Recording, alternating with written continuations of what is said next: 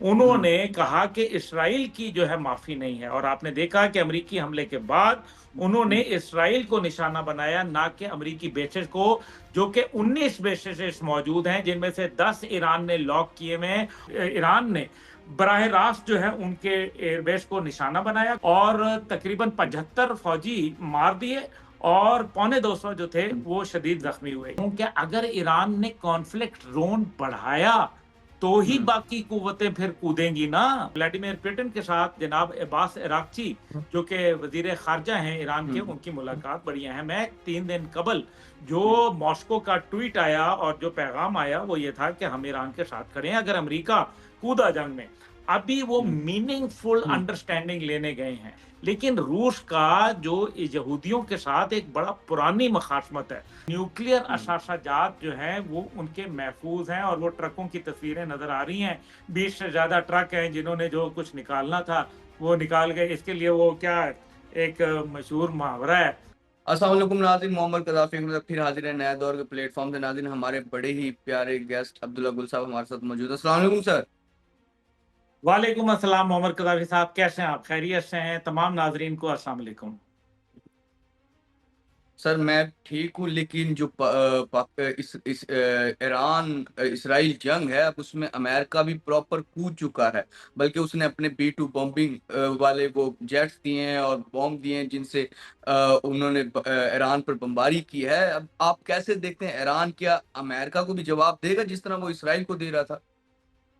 देखिए मोहम्मद गजाली साहब, बहुत शुक्रिया आपका। पहले तो इस बात को छोड़े ना, पहले मैं आपको बताता हूँ। सबसे बड़ी बात यह है कि पाकिस्तान की है डोनाल्ड, जो कि गजा में मिलकर नेतन्याहू के साथ इंसानियत का जेनोसाइड कर रहे थे, नस्ल कुशी कर रहे थे। तो मेहरबानी हुकूमत पाकिस्तान आपसे दरखास्त है कि मेहरबानी करके नेतन्याहू को भी इस जो है नामजद कर नोबल इनाम दे दें। दोनों जो है एक ही बटे हैं, मिलजुल के थे उनकी पुष्टपनाही के साथ। खुदा का खौफ करें जनाब, माफी मांगे। जो है हम आपने हमारे जज्बात को ठेस पहुंचाई है। पाकिस्तान का मुतालबा है, पाकिस्तान समेत के तमाम जवान मोहम्मद जो है वो आप हैं कि मेहरबानी करते हैं अपने, ठीक है आपने अमेरिका होगा किसी वक्त में कर लेना, अभी ये मुतालबा वापस करें, ये गलत है। जहां तक आपने सवाल ये पूछा कि जनाब ईरान के ने जो है वो बॉम्ब गिर, देखिए इस टाइम पे उनके पास तकरीबन इन्वेंट्री बंकर बस्टर मौजूद थे, जिस अंदाजे के मुताबिक गिरा दिए हैं, 6 पीछे बाकी रह गए हैं।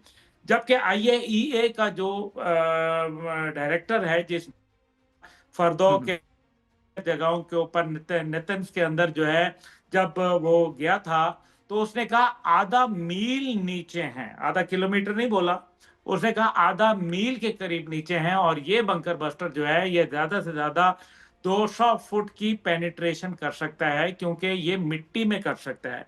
अगर वो पहाड़ है, सख्त पत्थर है, तो उसकी पेनिट्रेशन मजीद कम हो जाएगी। तो ये बात पहले सुने। दूसरी बात यह है कि डोनाल्ड ट्रंप झूठा आदमी है, मक्कार आदमी है, धोखेबाज आदमी है। डोनाल्ड ट्रंप ने माजी में भी जो है वो धोखे दिए, अपनी कौम को धोखा देने वाला आदमी। आप ये देखें कि वो कहता है कि जनाब तो मैं जो है वो 2 हफ्ते का टाइम दूंगा। 41 घंटे लगे मेरे भाई, 41 घंटे परवाज करके वो यहाँ आए। तो 2 दिन के बाद से पहले भी हमला हो गया था, तो 41 घंटे जो लगे, यानी कि फैसला पहले कर चुके थे और बाद में ही आया। फिर ये झूठ बोलते हैं डोनाल्ड ट्रंप साहब कि हजारों ईरानियों ने हजारों अमेरिकनों को कत्ल किया। भाई कौन से कत्ल किया, जरा वो बता दें कि जो ईरान और अमेरिका की बराह रास्त जंग हुई हो उसके अंदर कौन से लोग मारे गए। अमेरिका तो झूठ बोल रहे हैं। तीसरी बात यह है, अपने लोगों से झूठ बोल रहे हैं, अपना आइन तोड़ रहे हैं। अपने आइन के मुताबिक जो है उसमें वाज़ेह लिखा हुआ है कि अगर आपने जंग कोई करनी है, तो अगर कोई बराह रास्त आपका दुश्मन है, फिर तो चलें, आप जिससे आपको बराह रास्त खतरा है, फिर तो समझ आती है। लेकिन जो उस सूरत में भी आपको कांग्रेस की कमेटी से जो है वो इजाजत लेनी पड़ेगी। 68% इस टाइम पे लोग डोनाल्ड ट्रंप के खिलाफ हो गए अमेरिका में, और अपनी पॉपुलैरिटी की कम तरीन सतह के अंदर एक शख्स, मेरे ख्याल में ये अभी आप देखें कि जनवरी के अंदर 20 तारीख को उन्होंने ओवल ऑफिस संभाला, और ये फरवरी, मार्च, अप्रैल, मई और जून के ये तारीख आ गई, 5 महीने में एक आदमी की जो पॉपुलैरिटी है वो जीरो हो गई है। अब आप मुझे दूसरी जब बात बताएं, वो ये कहते थे कि जनाब मैं जो है वो जंगें खत्म कराऊंगा, 24 घंटे के अंदर मैं यूक्रेन और रूस की जंग खत्म कराऊंगा। नतीजा आपके सामने है। मैं जो है वो इसराइल को मजीद मदद नहीं करूंगा, नतीजा आपके सामने है। बिल क्लिंटन साबिक सदर अमेरिका ये कह रहे हैं कि मैंने डोनाल्ड ट्रंप साहब को समझाया था कि मत जो है वो नेतन्याहू की मदद करना, नेतन्याहू अपने इक्तदार को तूल बख्शने के लिए, दबाम बख्शने के लिए अमेरिका का सहारा लेना चाह रहा है, ये मत गलती करना। फिर नतीजा आपके सामने है। अभी जो मुज़ाकरात शुरू होने थे छठे दौर के अंदर मस्कत के अंदर ओमान में, उसके 2 दिन पहले डोनाल्ड ट्रंप साहब को क्या इल्म नहीं था? बाद में कहते हैं कि हमें तो इल्म नहीं था, और बाद में खुद अपनी बात से कहा कि नहीं, हम तो ये पहले 6 महीने के पहले हमारे तो ये प्लान बन जाते हैं। और ये अभी जो ज्वाइंट चीफ्स ने उनके और वजीर दिफा ने जो ज्वाइंट प्रेस कॉन्फ्रेंस की अभी कल, उसके अंदर उन्होंने क्या बोला? उसके अंदर उन्होंने ये बोला कि जनाब हमें 6 महीने से बनाया हुआ था, जो 6 महीने पहले बनाया था तो डोनाल्ड ट्रंप साहब को पता नहीं था। कैसी बातें कर रहे हैं, खुदा का खौफ करें। इससे पहली बात यह है कि ईरानी जौहरी असासाजात, इसके दो पहलू हैं, दोनों बड़े अहम हैं। पहली बात यह है कि क्या अमेरिका ने ये सिर्फ जायनिस्ट लॉबी को खुश करने के लिए किया कि जनाब हाथ झाड़ लिए हमने, हमने तो जनाब हमला कर दिया, और क्या चाहते हो भैया आप हमसे? ठीक है ना जी। एक तो ये है कि गोंगलुओं पे से मिट्टी झाड़ना, पहले इतला दे दी उन्होंने। आपने सारा देखा कि उन्होंने अपने, जो ईरान भी ये कह रहा है, आईएईए भी कह रहा है कि जनाब तमाम यूरेनियम और इनरिच्ड यूरेनियम जो है वो महफूज है, और तमाम असासे महफूज हैं। अगर हुआ होता तो मुझे आप बताएं, एक मशरूम बनता है, धमाका होता है, उसका जो है वो ताबकारी फैलती है, कौन सी ताबकारी आई है? किसने क्या अगर ताबकारी आती तो कदाफी भाई मुझे आप ये बताइए कि पाकिस्तान में सायरन न बज जाते, यूएई में सायरन न बज जाते, सारा इस टाइम पे दुनिया के अंदर अलार्म न बजना शुरू हो जाते, चीन और रूस चिल्ला न पड़ते? तो फिर कौन सी, इसका मतलब है कि एक अंडरस्टैंडिंग के साथ हुआ कि हम कर देंगे भाई। बस वो आपको याद है ना जो 2019 में हुआ था कि वो इंडिया आके हम बमबारी कर दे, हम खामोशी से कह देंगे ठीक है। वो इंडिया पागल था, इंडिया अगले दिन जो है वो फिर आ गया, उसने फिर हमने जो है उसकी वो घंटी लगाई, उसके जहाज दो गिरा दिए, अभिनंदन जो है उसकी मूछें जो है वो नीचे कर दी। तो ये मतलब यहाँ भी कुछ कार्रवाई ऐसे ही हुई है कि न्यूक्लियर असासाजात जो है वो उनके महफूज हैं, और वो ट्रकों की तस्वीरें नजर आ रही हैं, 20 से ज्यादा ट्रक हैं जिन्होंने जो कुछ निकालना था वो निकाल गए। इसके लिए वो क्या, एक मशहूर मुहावरा है, मैं मतलब ये, लेकिन वो गुल गए गुलशन गए, काले धतूरे रह गए, जितने जनावर थे उड़ गए, उल्लू के पट्टे रह गए। तो वो असल बात ये है कि जो उन्होंने ले जाना था वो ले जा गए, अमेरिका जो है वो खाली उल्लू के पट्टों की तरह जो है वो बमबारी करता रहा, खाली रेत के ऊपर और जमीन के ऊपर। ये असल में ये इनका ये काम है, जो एक अमेरिका के अंदर भी ये सोच है ना कि इसराइल उनके लिए एक नासूर बन गया है, एक लाइबिलिटी बन गया है बजाय एसेट बनने के। इसलिए वो अब उसको तब्दील करना चाहते हैं, और उनकी सोच में भी एक फर्क आया है। पहले वो, मैंने आपके पहले भी कहा था कि वो नेतन्याहू को कट टू साइज करना चाहते हैं, उसके पर काटना चाहते हैं। आप देखेंगे अभी इस सारे में नेतन्याहू कहाँ खड़ा है। और फिर अभी इसराइल ने फरदौ के ऊपर दोबारा हमला कर दिया है, फिर न्यूक्लियर पावर प्लांट्स के ऊपर जो है इस्फहान में और उधर। तो क्यों किया? अगर वो फट गए थे, खत्म हो गए थे, तो भाई तुम किसके ऊपर ऐसे रेत के अंदर जो है वो मिसाइल मार रहे हो, क्यों मार रहे हो? ये आप समझ है मेरी बात? बिल्कुल, बिल्कुल, बिल्कुल, बिल्कुल। अच्छा अब्दुल्ला भाई, दूसरी साइड पे जो ईरानी डेलीगेशन है उससे उसका मॉस्को में पुतिन से मुलाकात भी हुई है। क्या रशिया ईरान के साथ मिलकर इस जंग में ईरान का साथ देगा? और ईरान अब क्या अमेरिका की जो साइट्स हैं, जो मुख्तलिफ मस्कत और कुवैत इधर-उधर हैं, उन पे कोई अटैक करेगा? क्योंकि बी टू बॉम्बिंग तो अमेरिका की जानिब से, इसका मतलब है अमेरिका जंग में आ चुका है। और तीसरी जानिब जो चाइना है, वो भी साथ देगा क्या? रावी भाई, ब्रेकिंग न्यूज देता हूं आपको। ब्रेकिंग न्यूज ये है कि डिएगो गार्सिया के अंदर इस टाइम पे अमेरिकी तकरीबन 30% फ्लीट जो है B-2 बॉम्बर की वो वहां मौजूद है, और B-52 की। क्यों मौजूद है हजूर? ईरान के ऊपर तो आपने बराह रास्त वहां से लेके गए, जहाज अमेरिका से उड़ाए, तो ये यहाँ क्यों रखे हुए? हमें के लिए रखे हुए, और ये आपके लिए रखे हुए, पाकिस्तान के लिए रखे हुए। उन्होंने, ये जो लोग इस टाइम पे तजरिया दे रहे हैं ना, ये गलत बात कर रहे हैं कि ईरान के बाद पाकिस्तान की बारी तो आएगी, लेकिन 3-4 साल के बाद आएगी। क्यों आएगी भाई? वो अब आएगी। उसकी वजह यह है कि इस टाइम पे जो यूरोप है वो इस टाइम पे इसराइल के साथ खड़ा है, अमेरिका जो है वो इसराइल के साथ खड़ा हुआ है, खित्ते में जंग फैल चुकी है, ईरान के ऊपर एक बहुत बड़ा नुकसान तो पहुंचाया है, इसमें तो कोई शक व शुबा नहीं है। उसके अलावा ईरान की फिजाएं जो हैं वो क्लियर हैं, जो मर्जी करते रहो, तो पाकिस्तान आने में टाइम नहीं लगता। नेतन्याहू ये बता चुका है, आज फिर उन्होंने ये बयान दिया है पाकिस्तान के न्यूक्लियर, और फिर उन्होंने कहा पाकिस्तान जो है वो बराह रास्त मदद कर रहा है, उसकी एयरफोर्स कर रही है, उसकी मिसाइल टेक्नोलॉजी है, उसके रेडियो जैमिंग इक्विपमेंट है, और चीन के जरिए जो है वो हो रहा है। ये बातें किसके लिए हैं? ये एक जवाब बनाया जा रहा है। जिस तरह नींबू निचोड़ने से पहले नरम किया जाता है ना, ये आपको एक जवाब बना रहे हैं कि जनाब पाकिस्तान भी है। फिर जवाब की तो बात यह है, असल में इनके कोई जवाब, क्योंकि झूठ के पैर नहीं होते।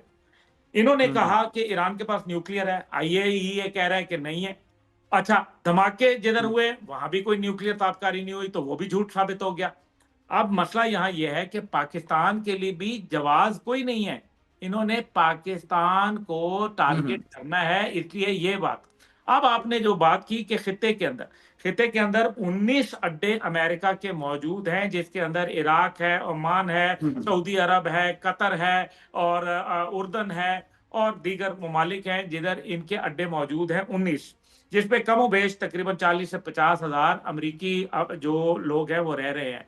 जनरल कासिम सुलेमानी को जब ड्रोन अटैक में, अमेरिकन ड्रोन अटैक में शहीद किया गया बगदाद के अंदर, तो ईरान ने बराह रास्त जो है उनके एयरबेस को निशाना बनाया इराक के अंदर, और तकरीबन 75 फौजी मार दिए, और 250 जो थे वो शदीद जख्मी हुए। ये बात मादी की है।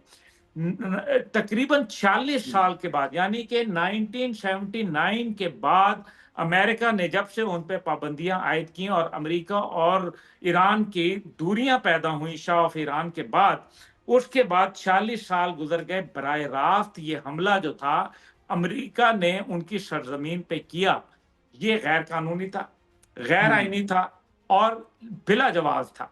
इसलिए पहली बात यह है कि अब ईरान के 2 ऑप्शन है उसके पास। पहली ऑप्शन यह है कि वो अमेरिका के अड्डों को बराह रास्त निशाना बनाए और कॉन्फ्लिक्ट जोन जो है बढ़ा ले। उससे क्या फायदा होगा? वो लोग जो ये बात कर रहे हैं कि जी अगर पड़ोसी ममालिक के ऊपर जो है वो आपने हमला किया उनके अड्डों के ऊपर, तो फिर जो आपको डिप्लोमेटिक सपोर्ट है वो भी नहीं आएगी। ये भी एक बड़ा लॉजिकल बात है। लेकिन एक और पॉइंट है जो मैं दे रहा हूं, अभी और कोई नहीं दे रहा। मैं ये कह रहा हूं कि अगर ईरान ने कॉन्फ्लिक्ट जोन बढ़ाया तो ही बाकी कुव्वतें फिर कूदेंगी ना। तो कॉन्फ्लिक्ट जोन बढ़ाने में ईरान का फायदा है। हाँ, नुकसान होगा, ये अलग बात है कि अमेरिका बड़ा सख्त रिएक्ट करेगा। लेकिन अभी जब उसने कुछ भी नहीं किया था तो तब भी तो अमेरिका ने मारा है ना। तो फिर ये तो ईरान को खत्म करने के दर पे है मेरे भाई। ये तो यहाँ मलिया मेट करना चाहते हैं ईरान को। ये जबरदस्ती जो है वो रिजीम चेंज करके सोचते हैं कि जी हम सर, ये रिजीम प्यूटन से मुलाकात के बाद कोई रिजल्ट निकलेगा? इसको आप कैसे देखते हैं? कुछ ना कुछ तो बैक एंड पे चल रही होंगी ना चीजें। देखें, जो उसने ट्रंप ने क्या बोला, ट्रंप ने यही कहा ना कि रिजीम चेंज, यानी कि ये बात खत्म नहीं हो रही, यहाँ हमला करके भी खत्म नहीं हो रही। अभी रिजीम तो चेंज होनी है, इजराइल में होनी है इंशाल्लाह, और आप और मैं दोनों देखेंगे और व्लॉग करेंगे, पक्का है आपके साथ। दूसरा, उसके बाद जो है वो जो इस टाइम पे व्लादिमीर पुतिन के साथ जनाब अब्बास अराक्ची जो कि वजीर खारजा हैं ईरान के, उनकी मुलाकात बड़ी अहम है। 3 दिन कबल जो मॉस्को का ट्वीट आया और जो पैगाम आया वो ये था कि हम ईरान के साथ खड़े हैं अगर अमेरिका कूदा जंग में। अभी वो मीनिंगफुल अंडरस्टैंडिंग लेने गए हैं, और कहीं ना कहीं हम्म अमेरिका जो है वो यूक्रेन के ऊपर कोई साजबाज कर रहा होगा, रशिया को ऑफर कर रहा हम्म होगा कि जनाब तुम यूक्रेन ले लो, हमें ईरान दे दो। ये भी दरमियान में एक खाता चल रहा है। लेकिन रूस का जो यहूदियों के साथ एक बड़ा पुरानी मखासमत है, तारीखी हम्म मखासमत है, इसलिए ये आसान नहीं है। और रूस और चीन, ये दोनों कान खोल के सुन लें, अगर उन्होंने अपने आप को सुपर पावर बरकरार रखना है और सुपर पावर की हम्म तरफ बढ़ना है, तो फिर उनको इसमें मदाखलत करनी पड़ेगी। वरना हम्म मिडल ईस्ट से बेहतर यह है कि चीन और रूस अपने तमाम एसेट्स जो हैं उनका बोरिया बिस्तरा गोल करे और कंधे पे डाले और वापस लौट जाए और दुनिया के अंदर खामोशी से एक अच्छा बच्चा बन के अमेरिका की ताबीदारी करते रहें। और अगर ये नहीं करना तो फिर उनको इस जंग के अंदर कूदना पड़ेगा। और उसकी बड़ी मिसाल जो है, अब आप इसको हम्म समझें, आपने हम्म हुर्मुज बंद करके सबसे ज्यादा नुकसान कजाफी भाई किसको होना है? चीन को होना है बिल्कुल हजरत। बिल्कुल चीन बिल्कुल दुनिया का बिल्कुल सबसे बड़ा तेल का तिजारत जो है उसका मुआहदा साइन किया, 400 हम्म बिलियन डॉलर का ईरान के साथ मुआहदा है। 80% हम्म तेल जो है उसका वहां से जा रहा है। दुनिया का सबसे बड़ा ऑयल कंजम्पशन चीन करता है। इस हम्म टाइम पे आबनाए हुर्मुज में दुनिया के 30% तेल और 50% गैस की मूवमेंट्स जो है वो वहां हो रही हैं। फिर जो इसका दूसरा नुकसान है वो यूरोप को और अमेरिका को होगा। यूरोप को इसलिए होगा क्योंकि रूस और यूक्रेन जंग के बाद इन्होंने रूस से तेल लेना छोड़ दिया। नतीजा यह है कि इनका इन्हिसार जो है हम्म अरब तेल के ऊपर हो गया। अगर ये तेल बंद हो गया तो इनका तो बेड़ा गर्क हो जाएगा। तो ऑयल प्राइसेस जब बढ़ेंगी, हम्म आज अमेरिकी जो स्टॉक मार्केट है उसके अंदर मंदी देखी गई है, वो नीचे गिर गई है। दुनिया के अंदर पाकिस्तान समेत हम्म जो है वो मंदी नजर आ रही है। अब नजर ये आ रहा हम्म है कि तेल की प्राइसेस बढ़नी है तो बेड़ा गर्क होना है। और मजबूरन चीन को अपने एसेट्स को प्रोटेक्ट करने के लिए, अपनी ऑयल हम्म सप्लाई लाइन को प्रोटेक्ट करने के लिए उनको इंटरवीन करना पड़ेगा। बिल्कुल। तो ये अब ईरान ने जिस तरह इसराइल को तो जवाब दिया है, लेकिन क्या ईरान, आप क्या समझते हैं, वो अमेरिका को जवाब देगा जिस तरह इसराइल को दिया है, जिस तरह उन्होंने इसराइल पे रॉकेट दागे थे, इस तरह के, या वो टेबल टॉक का तो उन्होंने कहा है कि हम नहीं करेंगे। अगर टेबल टॉक्स भी नहीं होंगी तो फिर क्या देख रहे हैं आप? देखिए मोहम्मद कजाफी भाई, बात यह है कि अगर मैं हूं तो मैं, मेरी अभी क्योंकि ईरानी सफीर से बड़ी मुफस्सल गुफ्तगू हुई थी, वन टू वन, आपको भाई इल्म है। देखिए मैं ये इसके अंदर एक चीज आपको बड़े वादे बताऊंगा। मेरा जाती मशवरा अगर पूछें तो मैं उनको ये कहूंगा कि एक वक्त में दो महाज मत खोलें। ये हम्म जो है नेपोलियन बोनापार्ट ने कहा था कि never open two fronts at a time. इसलिए मेरा ख्याल यह है कि उनको नहीं खोलने चाहिए दो महाज। अमेरिका आज है, हम्म फिर चला जाएगा, वो तो बहुत दूर है, हजारों मील दूर है। लेकिन जो पड़ोस में बैठा हुआ है वो कौन है? वो तो हम्म इस टाइम पे इसराइल है। तो हर हम्म वक्त का खतरा जो है वो इसराइल है। और यही वजह है कि जो अली खामेनाई साहब हैं, हम्म उन्होंने कहा कि इसराइल की जो है माफी नहीं है। और आपने देखा कि अमेरिकी हमले के बाद उन्होंने हम्म इसराइल को निशाना बनाया, ना कि अमेरिकी बेसेस को, जो कि 19 बेसेस मौजूद हैं, जिनमें से 10 ईरान ने लॉक किए हुए हैं। और इन हम्म पे मिसाइल जो है इसराइल की निस्बत ज्यादा जल्दी पहुंचते हैं। उसकी वजह यह है कि इसराइल के साथ इनका रास्ता दूर है, जबकि इस हम्म जगह इनका रास्ता जो है वो करीब है। यानी कि ओमान में मारना, अगर उन्होंने बेस को निशाना बनाना है तो आप समझें कि ये 4 5 6 मिनट लगेंगे मिसाइल को पहुंचने में। इसी तरह से उर्दन में ज्यादा टाइम नहीं लगेगा, इराक में नहीं ज्यादा टाइम लगेगा। तो मेरा ये ख्याल है कि इस टाइम पे ईरान जो है वो अपना फोकस इसराइल को ही रखेगा बजाय अमेरिका हम्म। को।